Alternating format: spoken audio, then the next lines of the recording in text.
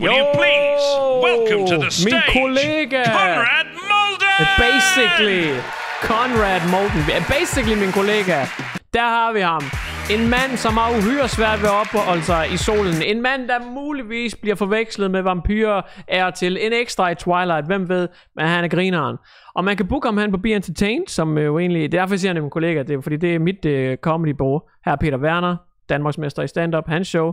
Og her er han og han er sådan lidt et unicorn inden for dansk stand-up, fordi han er tilflytter. Han er brite eller sådan noget, mener jeg. Så han snakker sådan noget danglish, som I kan se her, engelsk danglish. Og han har også lavet et show, der hedder Danglish, så vidt jeg ved. Det er hans nye upcoming show, Og han blander dansk og engelsk, og det er sådan meget forfriskende og hyggeligt. Og hans nye show hedder Hyggelicious, eller det show, vi skal se, her, hedder Hyggelicious, men han kommer allerede med noget nyt, Og der kommer jeg også virkelig til at høre, hvordan han bruger dansk og engelsk samtidig. Det er mega grineren. Her har vi masser af succes, eller masser af succes, Mads de Krak. Ham, som fik mit comedy startet, fordi han svinede mig på YouTube, og så svinede jeg ham tilbage, og så kontaktede jeg det her bureau mig og spurgte, om ikke jeg kunne tænke mig at prøve at fyre den her på scenen, og der har vi ham. Hashtag reklame, køb billetter. Ladies and gentlemen, det er fandme ved på tid. Der er kun... Ja, når I ser den her video, så er der nok under en måned til det allerførste show. Nej, det passer ikke. Der er endnu kortere tid til. Den 7. september i Odense. Kan det passe? Damn, det er jo lige om lidt, mand. Det er jo fuldstændig sindssygt. Er det rigtigt? Er der godt nok kun så kort tid til? Men det er der jo nok. Jesus Christ. Så køb billetter. Odense, Aarhus, København, Aalborg. Dags show. Køb billetter, og så ses vi der. Det bliver pissegodt. Men lad os prøve at se lidt af Conrad Moldens Hyggelicious. Det kan altså også et eller andet. Det er 100. Yeah! Hvad er det for et beat, han sagde den? Copyright på. What? Yeah, thank you very much, beautiful people of Copenhagen. It's really nice to see you guys. I just came all the way from Aarhus. Have you heard about Aarhus? Yeah, I heard about it. It's really nice to be here on Sjælland. You have electricity and running water. That's fantastic. Var det en bunderøvsjoke? Are there any people from Jylland here this evening? Woo! Yeah, mig. Wow, okay, that's quite a few people. They all came on the same tractor. That's nice. What in the what? The Jyde Jokes, på hans publikum, det er sådan nogle, det er lidt ældre crowd, han kan hive ind. Jeg har stor respekt for det. Husk at like videoen, ladies and gentlemen. Lad os sidde og hygge i en halv times tid. Are there any internationals in the room? Give me a clap. Very nice, some very confident claps over here, some very gentle claps over here. Does he work for Visa and Immigration? Er han fra immigrationspolitiet?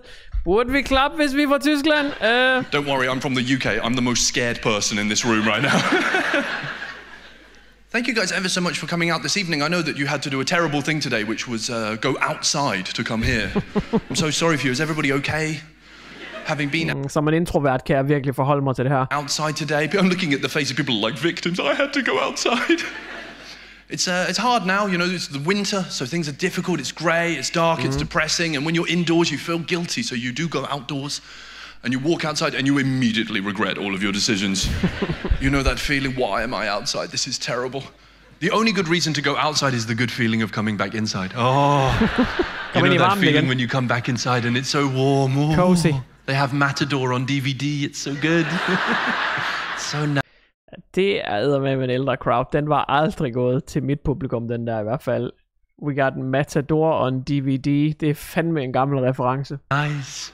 I was here over the Christmas period and I realized something about Denmark. Everything in Denmark is the same during Christmas as the rest of the year, but you add the word jul to everything. Det er rigtigt. Det er så sindssygt rigtigt. Mine børn, når de tegner et hjerte, eller hvis vi... Et eller andet, der har med hjerte at gøre. Hjerte på film, på tegnefilm, på tegninger, i bøger. Ved I, hvad de kalder det? De kalder det et julehjerte. Fordi at det var... Jamen, det var jul, da vi introducerede det første gang for Stella. Fordi der hang et julehjerte på juletræet, tror jeg. Og så var det jo et julehjerte. Det har han så meget ret i. Både Stella og også Molly, som er kommet... Altså, hun snakker virkelig også meget. Hun er virkelig dygtig til at tale, Molly. Hun snakker næsten lige så godt, som Stella gør nu. Men de siger begge to julehjerte. Det er ikke bare et hjerte, det er et julehjerte. Det er så rigtigt, det han siger. It's the same. Julemad, julehjerte, det er rigtigt. Plus jul. I went to a pølsevogn and I said, hi, må jeg få en hotdog? And he went, don't you mean a julehotdog? Det er så rigtigt. Ah, yes, the famous 50 kroners more julehotdog. Yes, thank you. Later I went to a Peruvian restaurant in Copenhagen, I'm not making this up, they had jule empanadas. Det ved jeg ikke engang, hvad er. Juleempanadas. Ah, yes, the famous Yule empanada. Given to baby Jesus along with the frankincense and the myrrh. I even made the terrible mistake of going to something called a julemargel. You can hear the sadness. Oh, julemargel, that's a scam. That is terrible. I went and arrived on the street and they had all these different stalls all the way along, and I was walking down there looking at all these different things, and then I saw a very, very gammel kvinde. Ja. You know when you see an extremely gammel kvinde sitting there like this? Man kan godt høre hans udtale. Han er sådan... Ja, gammel, det lyder som om han siger gavel.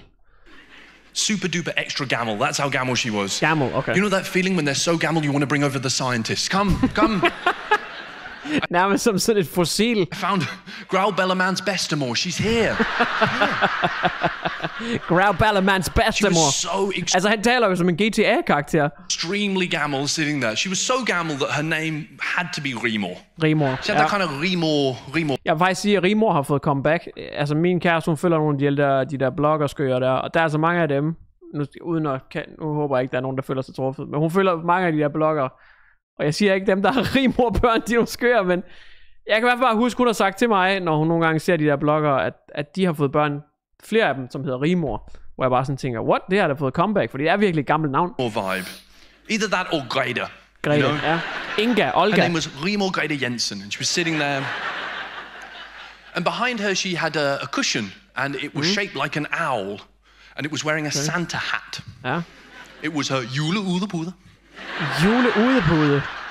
Wow. And Rimor saw me and she went, "No, ung dreng, vil du have nogle æbleskiver?" And I thought, well, it is a julemargel. I will have 3 apple slices, please. And I was very excited because I thought that she would bring out an æbleskiver maskine. Hedder det apple slices? No. She reached down next to her into a 2-kilo bag Bare sådan en frostpose. From Rema 1000. Ja. She took 3 æbleskivers out, and then she had on a table a microbouillon. She had a microwave on a table. She put them inside. Og så krævede hun 100 kroner for dem. 95 kroner, tak. Det er København. Scam. Det er sjovt, det er jo ikke, det er jo faktisk ikke jokes, han laver. Han laver slet ikke stand-up på samme måde, som jeg gør, hvor jeg sådan prøver at lave en joke, som er sjov i den forstand, at den kommer bag på en, eller sådan et eller andet. Han storyteller faktisk bare, og så er han sjov, fordi han er god til sådan at acte det ud, altså sådan lidt teater, revyagtigt. Han acter det meget, sådan, gammel dam. Og så er hans udtaler, sprog bare sjovt. Altså det er sådan en helhed. Altså han er jo ikke sådan en traditionel komiker. Det er slet ikke ment på nogen negativ måde overhovedet, for det fungerer jo pisse godt for ham. Han er også vildt populær, sælger rigtig mange billetter. Men det er meget anderledes, det han laver. Og det tror jeg også er kvalitetsstemplet, at den der hvor er meget anderledes. Han har lige fortalt os om en dame, som serverer æbleskiver fra en Rema 1000 pose. Og det har publikum givet ham stående bifald for nu. Jeg forstår, hvad jeg mener. Fordi han på en eller anden måde bare gør det underholdende. Ah, yes, the old julesnuller, yes. Julesnuller. But no matter what you were doing during the Christmas period, it can be, dark and grey and depressing. And in the UK, we have a name for that. We call it seasonal affective disorder, otherwise known as SAD. Acronym. Just sounds very pathetic and British, doesn't it? I've got SAD. But not here in Denmark. Here in Denmark, the name for the condition is very hyggelig.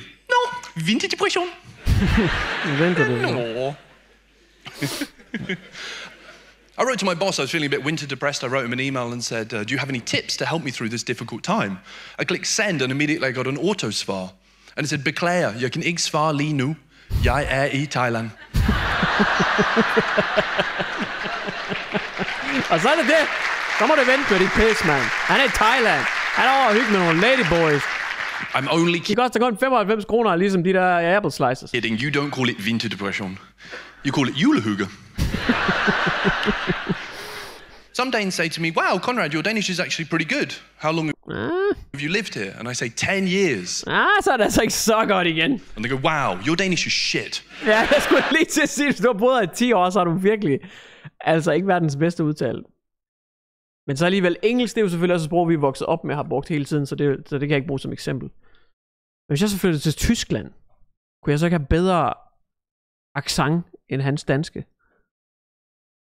I don't know. 10 år, det er fandme lang tid. But I didn't come all the way Ej, hvis man har boet i et land i 10 år, så taler man det altså flydende. Er vi enige? from Aarhus over to beautiful Copenhagen to complain about your julemarkeds or my terrible Danish. I came all this way to tell you about a very surprising experience that I had recently. I went to a surprise birthday party, and I got surprised, and it wasn't even my party. It was for my friend Henrik. We were hiding in his apartment in the dark. Everybody was behind the furniture. Everybody was Danish. I was ginger. And we were waiting.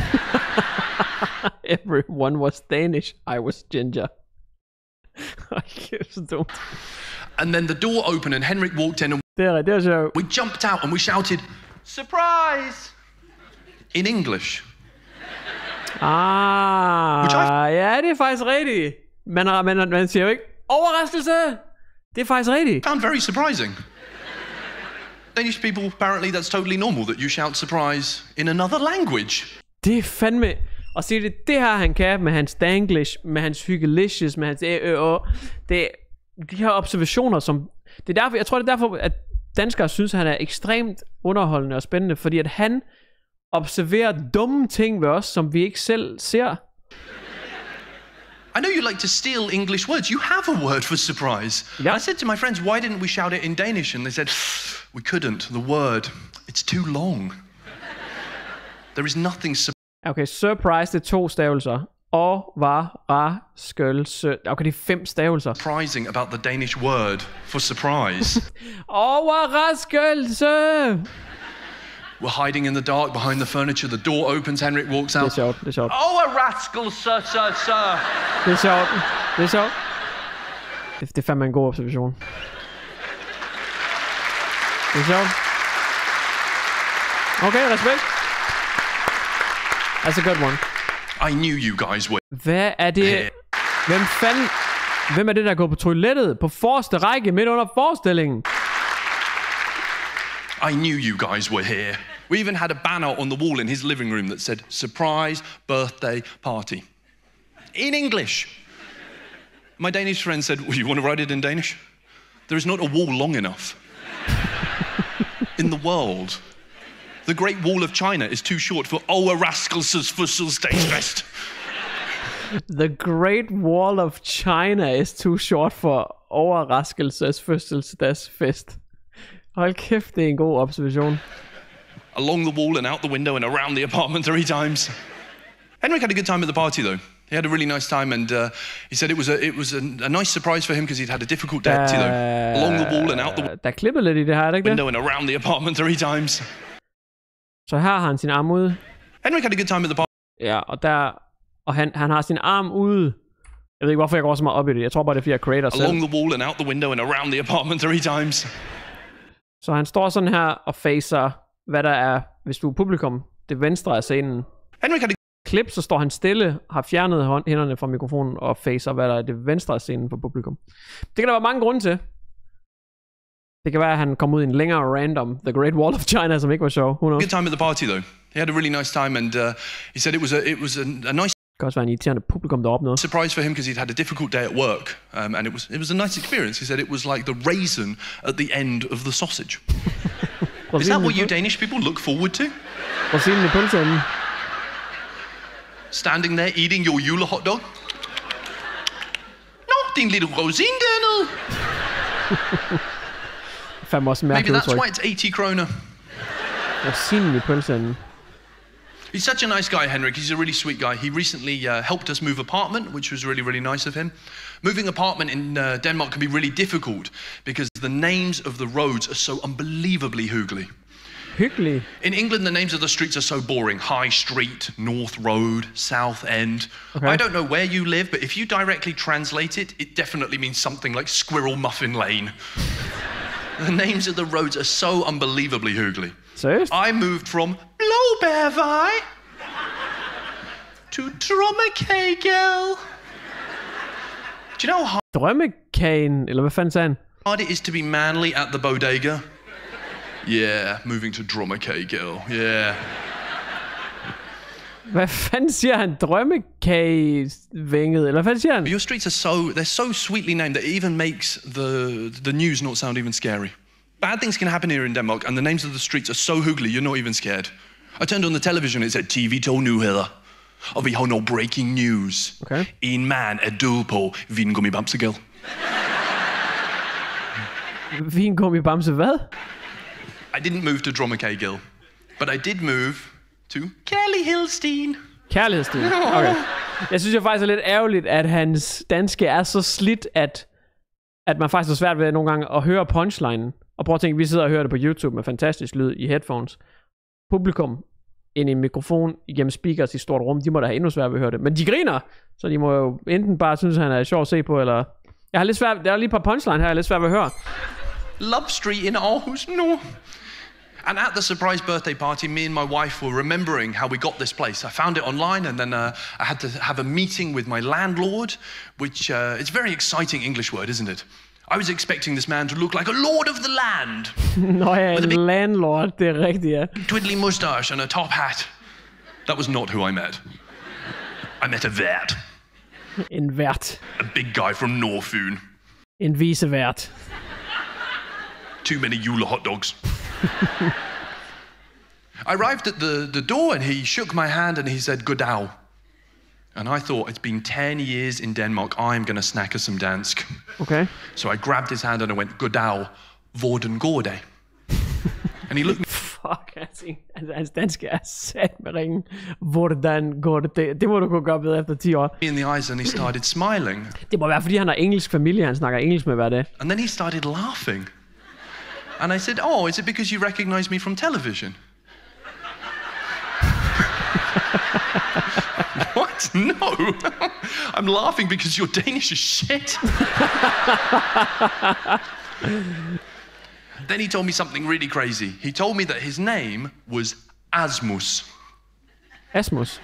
Danish people nodding. Not Rasmus. Ja. Asmus. Ja, det er rigtigt. Det er... Asmus.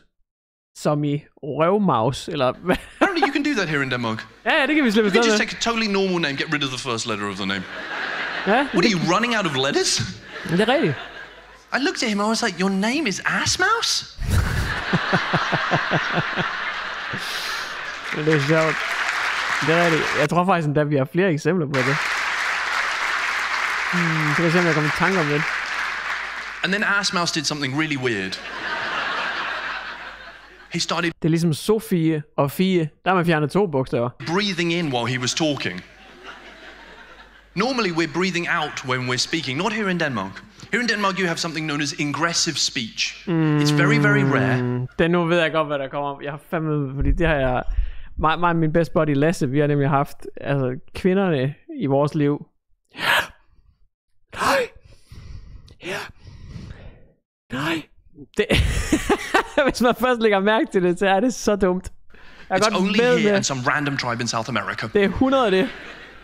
Assmouse kept looking at me and going, "Yeah, yeah." Ja, lige præcis. Jamen, skal vi ikke spise sammen i aften? Is this a time-saving device here in Denmark? I must say yes, but I need to keep breathing.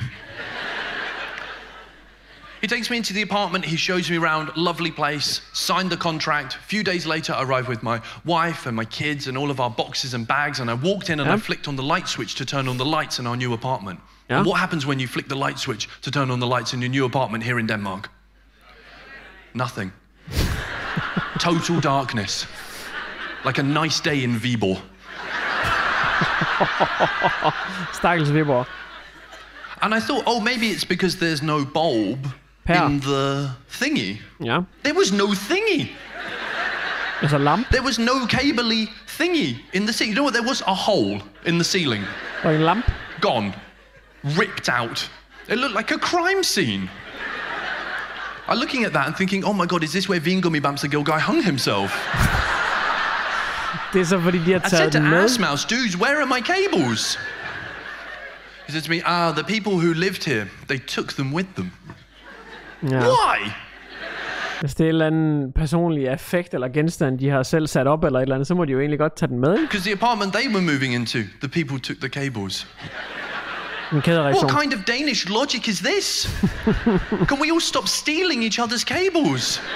Det er ikke i From orden. here, midnight tonight in Corbin How, let's leave each other's cables alone. We are ruining each other's lives. There were no curtains in the apartment either. I thought that's because the people took them with them. No. You Danes have no curtains in your lives. How do you sleep at night just lying in Det har vi sat med. bed like this? The sun comes up over the horizon. Time to go to work. There we go. Hvad fanden snakker du? Vi har da 100 curtains, man. It's an old building. It's in the inner city of Aarhus. So it's a gammel herskabsopgang. Gammel herskabsopgang, sådan det. Old red brick building. And it means some of our rooms are really weird shapes. Like our kitchen is an L. And our living room is a triangle. And our bedroom is a swastika. It's weird. You know those apartments where there's no straight lines? Everything's Jesus. like this. It's spacious except for a forgotten corner. There is a cupboard in the corner called the bathroom. Det lyder som en Københavns lejlighed. No room. Det er sådan, man har et kosteskab af en lejlighed, og så skal man give 1 milliard om ugen for det. The hottest, wettest, smelliest room. No windows. No windows. Just a little fan in the corner. Som altid er i stykker og proppet til med støv og ikke fungerer ordentligt. So hot and humid. Every time I open the door, I expect an orangutan to run out. If you do manage to open the door, you can just about slide your ass cheeks inside. Slide inside the bathroom and close the door behind yourself. And now you are in a bathroom with a toilet. And over the toilet, there is a shower. Ja, det er så vildt, de her mikro-københavnske lejligheder. Is this another time-saving device? I have no time in the morning. I gotta shit while I shower and breathe while I speak. Det er sådan en slags omvendt bidet. Det burde jo komme op fra den anden side af vandet. Det er godt skruet sammen. Altså, det er absurd langt, det show her. Altså, 1 time og 40. Jesus. It's a 5th floor apartment. So it's not like showering. It's like being pissed on by 1,000 fairies. There's just a mist that comes down. You're not clean, you're just dirty and wet. Everything in the apartment is so neat and safe and organized, like a lot of things here in Denmark, except for one thing. Next to that bathroom is another door, and if you open this door, you will see a very steep spiral staircase. A very steep spiral staircase that goes all the way down to certain death. Hvad er det opgangen? Eller nej, er det trappeskakten udenfor? The abyss. You're looking at the end of your life when you open this door. There is no lock on this door. There's no lock. There's no warning. It just looks like every other door. There's not even a light. I said to Ass Mouse, dude, is this safe? Yeah. It's a portal to the other side. He said, it's a back exit. Yeah, if you're a fucking mountain goat. Det er sjovt, fordi bjerggeder, de har det jo netop med at hoppe på de der mega stejle klippekanter. Altså, det er fandme, det er en god reference.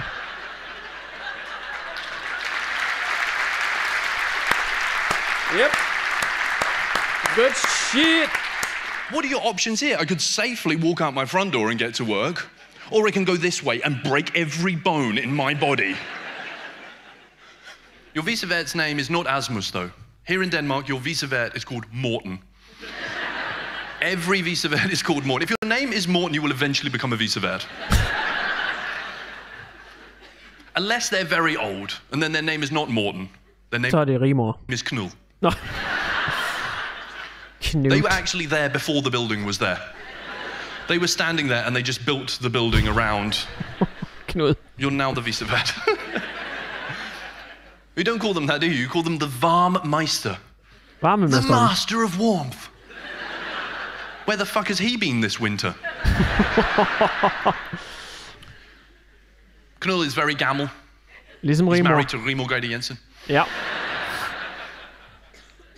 He's not just married to her, he has another wife. She's also very gammel. Her name is Birgitte. Har han multikoneri her i Oscar? He has 2 wives. Don't judge him. He's from Er det bigamy? Lolland Falster. Han får He has Lolland 2 wives. Falster. Don't judge him. He's from Lolland Falster. Han rækker altså meget ud af det så stakkels byer og områder her. Don't worry, there's no one from Lolland Falster here this evening. There's no roads out of Lolland Falster. Okay, there's some people escaping.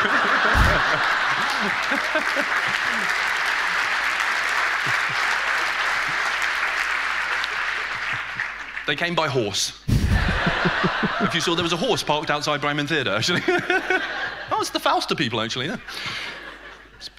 They left 6 days ago. That's nice. Really nice apartment, very, very happy with it. My wife wanted to decorate the place, so we ended up going to this terrible scam called IKEA. Plantorama. Satans. Plantorama, okay, det ligger altid lige ved siden af IKEA. If you're not bankrupted by the Julemargos, go to Plantorama. If you want a really big hole in your Nordea bank account. Walked in there, I was looking for some anbefaling, and I said to the medarbejder lady, hey, Looking for some anbefaling. can you anbefale anything? She said, I can anbefale this plant right here. It needs this much water, and it needs lots of direct, natural sunlight. Okay. You know this Plantorama is in Denmark, right? The pot is included. Where's the one-way ticket to Spain? We needed to buy lots of things. Henrik recommended taking us to Elgiganten. Ja. And I have something to admit to you, Copenhagen. I only recently realized that that is the name of that shop. This is totally true. I used to think it was called Eleganten. Elegant. Not quite. Because I am an idiot. And I used to walk around in there and think to myself, there's nothing elegant about this place. Der var en masse washing machines, man kan være stuck i. But I do love its real name because it sounds like a Mexican wrestler. El Gigante. Ja, det er rigtigt. Welcome to the ring, El Giganten! True. Eller hvad det hedder rigtigt fra moderlandet. Er det Elkjøb? Er det ikke det, det hedder? Moderkæden hedder. Ass mouse comes out. Bought lots of things in there. I thought to myself, I'm going to start drinking coffee. Normally I drink a lot of tea. Are there any tea drinkers in the room? Give me a clap. Tea and biscuits. Okay, that's all the international people. And give me a clap if you drink coffee. Hey! Those are some very energetic claps. Some people over there not clapping. I drink Chardonnay only, thank you very much. Moscato. I have a Tesla. I bought a coffee machine, excited for my new lifestyle. I turned it on, I left the kitchen. When you leave a machine standing for some time and then you turn it on, it doesn't make you a cup of coffee. It runs a cleaning process. And it puts the cleaning liquid through the machine. Yeah, true. And then it puts it in a cup. Jeg har fået kaffemaskine. I didn't realize that. Det er rigtigt, at man stiller en kop, når ens kaffemaskine kører rensningsprogrammet, og så kommer der sådan noget affaldsvand ned i koppen. But for the first 2 weeks on Kelly Hill Steen, I must say, my teeth have never been shinier. Han har bare fået kemikalier sprøjtet igennem. And I'm not hardcore like a lot of you guys. I can't drink soda cafe. I need to drink it with milk. And I started finding these little milk triangles that you can use. These tiny little... I love these things so much. You can put 14 of these things Hold da ferie. in your cup of coffee. And it's still as dark as a summer's day in Viborg. Jeg har lige Deste Viborg igen. Also decided to buy ourselves an opvaskemaskine. Does anybody have opvaskemaskine? Yes, sir. Skud ud til de stakler, der vasker op i hånden.